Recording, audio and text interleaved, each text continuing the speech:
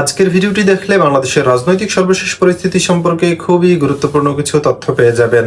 ধৈর্য ধরে সম্পূর্ণ ভিডিওটি দেখার অনুরোধ রইল। তার আগে ছোট করে একটি অনুরোধ, আপনারা যদি এই ধরনের রাজনৈতিক ভিডিওগুলো দেখতে পছন্দ করে থাকেন অবশ্যই চ্যানেলটি সাবস্ক্রাইব করে পরবর্তী ভিডিওটি সবার আগে পাওয়ার জন্য বেল আইকনটি অল করে দিবেন। চলুন দর্শক, কথা না বাড়িয়ে একটি লাইক দিয়ে একে একে সেই ভিডিওগুলো দেখে আসি। এনসিপির নাহিদ ইসলাম আজকেই বলেছেন যে শেখ হাসিনা বিমানবন্দরে নামার পর সরাসরি তাকে ফাঁসির কাস্টে ঝোলানো। রাজনীতি তো একটু হুঙ্কার টুঙ্কার না দিলে তো হয় না। নেতা কর্মীদের একটু চাঙ্গা রাখতে হয়। নেতা না হয় আছে 10টা আর কর্মী না হয় আছে 5টা, 15 জনকে তো চাঙ্গা রাখতে হবে। আপারে 4 অগস্ট 2024 বিএনপিরও মুরত ছিল না। এরকম বড় বড় দল দেখলে মনে হয় আরে কিচ্ছু নাই কোত্থেকে যে বেরোবে এটা হিসাব করে পাবেন না। এত ভয় কেন সরকারে যদি আওয়ামী লীগ কোথাও নাই থাকে? আপনার কাছে কি মনে হয় তিনি কি ফিরবেন কিনা? উনি ফিরবেন, ফিরতেই হবে ওনাকে। সবচেয়ে খারাপ অবস্থা স্বরাষ্ট্রের। উনি তো ডিফ্যাক্টো প্রধানমন্ত্রী হয়ে মনে করতেছেন যে যতগুলো মন্ত্রণালয় আছে সবগুলোর দায়িত্বে উনি। ব্যাপারটা এরকম না, উনার মন্ত্রণালয় কিন্তু ডুবে গেছে। এবং উনি যদি ফিরে আসে সবচেয়ে বেকায়দায় পড়বে সরকার। না পারবে ফাঁসি দিতে, আমাকে আপনারা খারিজ করে দিতে পারেন, ট্যাগ দিতে পারেন, অমুক তমুক বলতে পারেন, গালাগালি করতে, আমার কিচ্ছু যায় আসে না।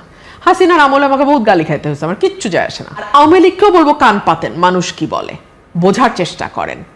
আওয়ামী লীগের পুনর্বাসন এবং শেখ হাসিনার দেশে ফেরা, আপনি কি মনে করেন যে কথা আমরা শুনছি তিনি দেশে ফিরবেন ডিসেম্বরে? আপনার কাছে কি মনে হয় তিনি কি ফিরবেন কিনা? উনি ডিসেম্বরে ফিরবেন কিনা আমি জানি না, তবে আমি একজন রাজনৈতিক ক্ষুদ্র কর্মী হিসেবে যেটা বুঝি উনি ফিরবেন, ফিরতেই হবে ওনাকে। ফিরতে হবে কয়েকটা কারণে। আপনি যদি একেবারে নিরপেক্ষভাবে দূর থেকে দাঁড়িয়ে ওনার অবস্থানটা চিন্তা করেন, ওনার পরিবারের একটা দীর্ঘ ইতিহাস আছে রাজনীতির এবং একটা দীর্ঘ ত্যাগের মধ্যে দিয়ে তার পরিবারকে যেতে হয়েছে। ইনফ্যাক্ট তিনি তার পুরো পরিবারকে হারিয়েছেন এই রাজনীতির কারণেই। তার সঙ্গে জড়িয়ে আছে তার পরিবারের সঙ্গে তার আরো বৃহৎ পরিবার, তার দল, যে দলটিকে একেবারে ভেঙে চুরে যাওয়া অবস্থায় 75 থেকে 80 তিনি 81 সালে ফিরে এসে হাল ধরেছিলেন এবং 81 থেকে 26 46 বছর উনি এই দলটার প্রধান হিসেবে মাঠে, রাজনীতির মাঠে, সংসদে, রাষ্ট্র ক্ষমতায় এবং বিরোধী দলে থেকে লড়াই করেছেন। সো এখন যদি উনি না আসেন, ওনার পরিবার তো কেবলমাত্র উনি এবং ওনার 2 সন্তান নন, ওনার পরিবার হচ্ছে আওয়ামী লীগের এই বিশাল পরিবার। সো এই কোটি কোটি নেতাকর্মী, সমর্থক, ভোটার, যারা ভোটার ধরেন নেতাকর্মী বাদ দিলেন, হ্যাঁ, সাধারণ মানুষ, তাদের কি হবে? 1, 2 হলো ওনার পরিবার এবং ওনার ব্যক্তির যে ত্যাগ এই রাজনীতির পেছনে, সেটা কোথায় যাবে? 3 হলো ওনার বয়স হচ্ছে, আল্লাহ না করুক ওনার স্বাভাবিক মৃত্যু যে কোনো দিন হতে পারে। বিদেশের মাটিতে যদি ওনার মৃত্যু হয়, that is the end of the story. মানে ওনার রাজনৈতিক জীবন, ওনার দলের ভবিষ্যৎ সবকিছুর উপরে that will be the last nail in the coffin. So আমার মনে হয় এগুলো আমি যেমন মানে দূর থেকে দেখে হিসাব করি একজন রাজনৈতিক কর্মী হিসেবে, আমি চিন্তা করেছি আসা না আসার মধ্যে ইয়েটা কি, উনিও নিশ্চয়ই করেন। আর উনি ফিরে আসা সবচেয়ে বেকায়দায় কারা পড়বে আপনি বলেন তো? এটা আমি আরো 9 মাস আগে বলেছিলাম। সবচেয়ে বেকায়দায় পড়বে সরকার, সবচেয়ে বেকায়দায়। আজকেই স্বরাষ্ট্রমন্ত্রী বলেছেন যে 5 আগস্ট ঘিরে যে তৎপরতা আওয়ামী লীগ করতে চায় সেই মুরদ আওয়ামী লীগের নেই। আপারে 4 অগস্ট 2024 বিএনপিরও মুরত ছিল না।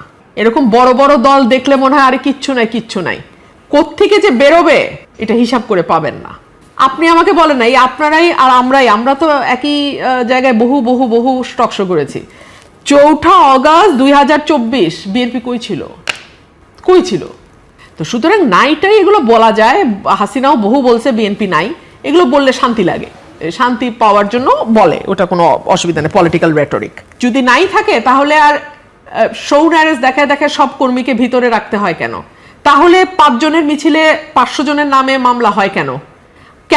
আমার এলাকায় যেই ছেলেটা হয়তো দল কোনোটাই করে না, হাসের ইলেকশন করেছে আমার সাথে, তার নামও আওয়ামী লীগের মধ্যে ঢুকায় দিয়ে মামলা দিতে হয়? এত ভয় কেন সরকারে যদি আওয়ামী লীগ কোথাও নাই থাকে? তো ওগুলোর জব আমি দিতে চাই না। আর স্বরাষ্ট্রমন্ত্রীর বরং ফোকাস করা উচিত ওনার নিজের মন্ত্রণালয়ের। সবচেয়ে খারাপ অবস্থা স্বরাষ্ট্রের। উনি তো ডিফ্যাক্টো প্রধানমন্ত্রী হয়ে মনে করতেছেন যে বাংলা মানে যতগুলো মন্ত্রণালয় আছে সবগুলোর দায়িত্বে উনি। ব্যাপারটা এরকম না, ওনার মন্ত্রণালয় কিন্তু ডুবে গেছে। He better focus on his own মন্ত্রণালয়।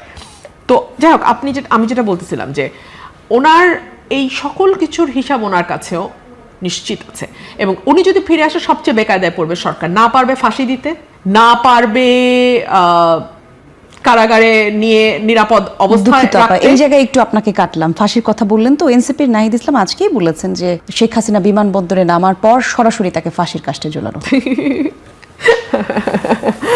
শোনেন, রাজনীতি তো একটু হুঙ্কার টুঙ্কার না দিলে তো হয় না। নেতা কর্মীদের একটু চাঙ্গা রাখতে হয়। নেতা না হয় আছে 10টা, আর কর্মী না হয় আছে 5টা, 15 জনকে তো চাঙ্গা রাখতে হবে। সেটা নিয়ে আমার কোনো বক্তব্য নাই। আমি সাধারণ মানুষের কথা শুনতে চাই, সাধারণ মানুষ কি বলে কিভাবে। আপনারাও কান পাতেন, আমি পলিটিক্যাল পার্টি সবগুলোকে বলবো আপনারা কান পাতেন, আপনারা দেখেন সাধারণ মানুষ কি বলে। আমার কথা আপনাদের তিতা লাগবে, আমাকে আপনারা খারিজ করে দিতে পারেন, ট্যাগ দিতে পারেন, অমুক তমুক বলতে পারেন, গালাগালি করতে, আমার কিচ্ছু যায় আসে না। হাসিনার আমলে আমাকে বহুত গালি খাইতে হয়েছে, আমার কিচ্ছু যায় আসে না। কিন্তু মানুষ কি বলে এটা কান পাতেন। কেন পাতেন? আমি এনসিপিকেও বলবো, বিএনপিকেও বলবো, জামাতকেও বলবো, কারণ মানুষকে ঘিরে আপনাদের কাজ। আর আওয়ামী লীগকেও বলবো কান পাতেন, মানুষ কি বলে বোঝার চেষ্টা করেন। আপনারা যে যখন ক্ষমতায় থাকে সে কিন্তু মানুষের পালসটা বুঝতে পারে না বলেই 5ই অগস্টের মতো ঘটনা ঘটে। তো সে কারণে আমি বলবো প্রত্যেকটা রাজনৈতিক দলকেই মানুষ কি বলে শোনেন, গণপরিবহন ব্যবহার করেন, রাস্তায় হাঁটেন, দুটো মানুষের সাথে কথা বলেন, আর কিছু না হোক ফেসবুকে দেখেন অনেক ছোট ছোট ছোট ছোট মোবাইল জার্নালিস্ট আছে, তারা কিন্তু ঠাস করে একে তাকে ধরে বাইট নেয়, কথা শুনে। সাধারণ মানুষ যারা দরবারের সঙ্গে যুক্ত না, দরবারহীন মানুষের কথা শোনেন, তাহলে বুঝতে পারবেন মানুষ কি চায়।